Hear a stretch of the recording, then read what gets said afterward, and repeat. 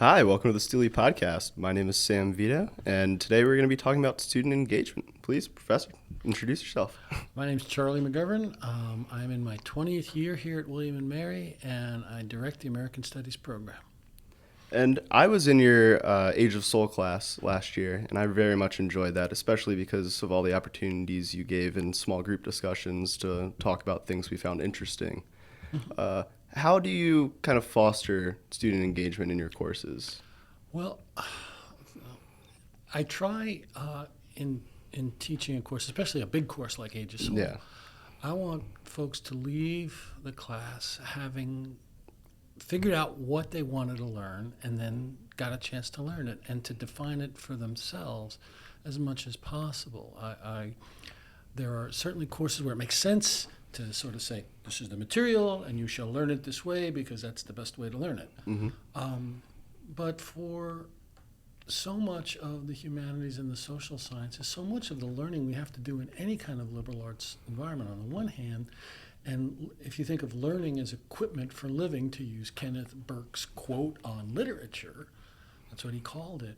If our learning is equipment for living, then figuring out how each of us thinks, how each of us processes with information, but also the matters of our heart, our spirit, our intentions, how all of those factor into what we want to learn and how we want to learn it, then it makes sense to give everybody as much of a stake in defining that as is possible. And the way I hope it works with students is they come in with certain things they know they want to learn and a bunch of things that they do want to learn, but they haven't necessarily figured that out yet. And over the course of the semester, we kind of try to do that collectively, in certain ways in a large group setting, and then in other ways in a small group setting. That way, I guess just to answer your specific thing, I'm just interested in what people are interested in. I mean, if this is the Age of Soul covers popular music in America between 1945 and the mid-1970s. If somebody was interested in marching band music from the 19th century, this course is probably not the best way for them to do that exploration. Right. So, yeah, that's, but other than those kinds of boundaries, the temporal boundaries, let's have it, man. Let it rip. Yeah, I think you gave a lot of freedom with the final assignment, the DJ for a day one. Mm-hmm. Very loose guidelines, and it was just kind of like, do what you find interesting about this song. Mm-hmm. Like, pick a song and go for it. Right. And I think that was a very good way to kind of have everyone be interested in their own little corner of the music. Yeah. And can you just talk to us a little bit about how you kind of formulated that assignment? Well, one of the things that I'm glad you enjoyed it. It was the first time I had done that in this class. But one of the reasons I did it was because what was really clear in discussions was how excited and passionate people would get when they found something, the listening for the week, when there was something that interested them. You might recall often the question we would have in the small group discussions was, what was a tune this week that really grabbed you? Mm-hmm. And I would just see how people would light up talking about stuff, or how other folks would get interested listening to whoever was speaking about, whatever song they really found intriguing, or it reminded them of something, or, often enough somebody would come in and say, I played that song for my parents, and they were like, oh yeah. And so there's that connection. Mm-hmm. So that was sort of the impetus behind it. And pedagogically, what that assignment did, as loose as it seemed to be, was it asked everybody to draw on the tools they had played with and worked on and the skills they had developed across the semester. Mm-hmm. And so, listening to all of those podcasts, these little, 10-minute discussions, many of them filmed and some of them not, I got not only to see the range of things that people got interested in, but what really was so, what's the right word? I just enjoyed it so much, maybe I'll just put it that way, was seeing how people love this music that they were talking about. but not only loved it, they could step back from it. The whole point is to say, okay, I enjoy this, or I'm intrigued by this piece, and here's why. Here's how I think it fit into the moment in American history. Here's how it linked to other things I knew. Here was this, and sometimes people would choose, hits, if you will, and other times people didn't. And there were often these stories that weaved in people's personal connections to a history. And that, for me, that was like, the bonus, the payoff. Check, please. Because then you really could witness how this material, that could be as abstract as anything else. I mean, this isn't linear algebra, but it isn't necessary. There aren't any equations for this, but if you don't know this material, it's as foreign as if it were the moon. So when people could make the connection between what they were learning in class, the different ways of how you might think about the music, how you might listen to it, what you were listening for, the rhythm, the lyrics, the ways in which a happy sounding song could have really depressing or sad or reflective lyrics rather. And on the other hand, you might have a song that really kind of seemed down, but the story that was being conveyed was one of resilience or determination. To see people figure that out and then have something interesting to say about how that connects to their own personal life. Not just, a story like, this song really spoke to me when I was going through X, Y, or Z, our identity stories. Sure. But also just like family stories or historical stories. One person, I won't go into the details, but had this fabulous tale in which her family's history as immigrants to this country were tied to the fate of the songwriters of this particular tune. Oh, wow. And for her, she could never hear the song without thinking of her grandmother. And it was a song that had, I don't want to, again, get into the specifics because of privacy, but it had nothing. No one listening to that song would immediately connect that tune to the history of this young person and her parents and grandparents. Wow. That's the power of that's culture. Amazing. Culture makes us, culture connects us in ways that all the other barriers and borders and checkpoints in our lives try to keep us apart. And I don't say that as like, everybody's a bad guy. All I'm just simply saying is societies build all sorts of structures which influence the ways in which we can have relationships. And often it is art, it is beauty, it is culture, it is the way people are determined to express themselves and connect with one another through those expressions that in effect save the day. There's a poet, and I don't remember their name, so pardon me. You're the professor, what do you know? Says, beauty repairs the world. This is how. Yeah. And I think along the line of like walls, in small discussions, there can be like walls to break down with students, like especially the first couple times. What advice would you give to professors about like breaking down those walls and having meaningful discussions? Wow. That's a great question. Thank you for thinking I did that. No, I'm not really the type to participate much in any class. I like just like listening and figuring out for myself and letting it like digest. Yeah. But I always felt like after the first couple meetings, I was very comfortable with like just speaking my mind in those discussions, which I really appreciated. Yeah.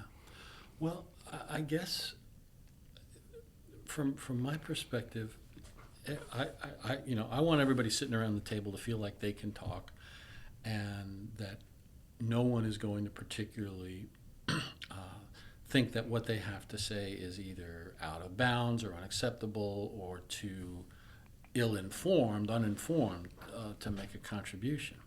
If everybody's there, everybody is contributing simply by being there. I know enough to know that as a kid who often sat at the table and was like, oh boy, I hope they don't call on me. You know, I understand that not everybody has that presence that day. You know, and that's why we have written assignments and blog posts and all that kind of stuff. So I guess basically what I tried to do was just sit in the room and see where people were on a given day, even if I didn't know them. You can tell a lot, it seems to me, if people feel comfortable looking around the room, if they feel comfortable looking at you, if they're listening. And, it's professors want everybody to be engaged. They love what they do, right? And so all of us want the people that are in the room with us, the people we're working with, to feel a little bit of what we feel, or to see some of the connections we see, and to make their own. So for me, a lot of it is, and you may recall this, I just try to, my job is to run the joint, right? Right. But I also try to, as much as possible, kind of eliminate some of that structure, because I'm just interested in the dialogue. I want to participate, and I want everybody else to participate. And if that means, if my showing that I'm stupid about stuff makes everybody else feel comfortable, great. That's not a problem. I got evidence every day of what my limits are. That's not a problem. If somebody says, "Hey, where did that song come from?" I might know. And I can tell about that. But then I'm always looking for connections. You said this. What about X said this and Y said that, and I know that Z, from the form that they filled out about what they're interested in, you're interested in gospel music. Is there any gospel song that might speak to this? And that's an abstract thing. Nothing happened like that. But everybody's bringing something to the table, and so my job is to try to remember as much as possible what that is. And after a couple weeks, when people are like, "Oh, yeah, there's no trap here. There's no gotcha." Yeah. Whatever you're going to say, chances are it's speaking to the issue. Once there's no gotcha, then it becomes a lot easier to then say, "Hey, you've been quiet today. Do you have any thoughts on this?" And sometimes folks don't, and it's cool, and I hope that I make that comfortable. But a lot of times, people are like, "Well, now that I think of it," right? Mm-hmm. Again, you tell me what you saw, but I suspect that was that's the kind of stuff pretty spot on. That speaks a lot to one of the topics we've talked about on the Steely podcast before, of empathy in the classroom, and how some days people aren't there, and you just got to take the punches as it comes. You got to keep going. Yeah. No,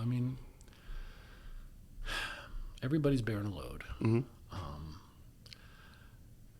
Even being older and on the other side of the desk, I still have some access to a lot of those memories. The days in which it was okay, school was a breeze, and the days in which it wasn't.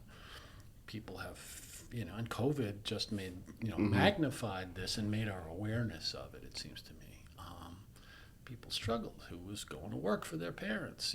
Who had to go home and take care of family members? The anxieties and all of the kinds of stuff that people fought over and worried over. And what really for me was, you always want to be empathetic if you can. We're all called upon that, it seems to me, to just be that way for one another. Not always easy. Mm-hmm. Not all, because, some days that 9 a.m. section, I was dragging a little bit some weeks too, I didn't have my adrenaline yet. So the empathy part is like, they're another soul, they're another human being.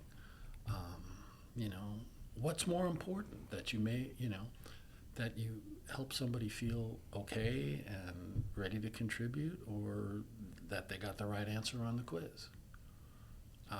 In the end, 5 years from now, it's way more important that people retain, it seems to me, that they retain some way of thinking and processing and being in the world that you might have encouraged in your classroom, than it is to remember who the baritone sax player was on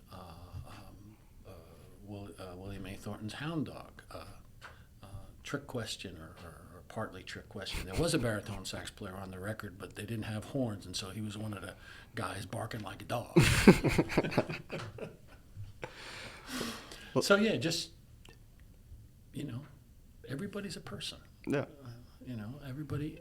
So be kind to yourself. Be kind to them. You don't know what load they don't know what load you're carrying. I know that sounds ridiculously stupid, cliched, whatever. Like, here's the Hallmark card that goes with it. Yeah, but it's absolutely right. Yeah. All right. Well, I mean, I just spent an hour with somebody who was in the class of 2011, 2010, and she came by to say hi. And, what did we talk about? Did we talk about much of what went on in the class? No, she remembered stuff that went on in the class. We talked about how our education made us ready for life. Yeah, that's the most important thing. Check, please. I think that's a great place to end it, too. Like, we have a lot from that. So Good. thank you so much for My taking your pleasure. time. My pleasure, Sam. Thank you for asking. It's nice seeing you again. Yeah, same here. Same here. Good luck with everything, man. Yeah.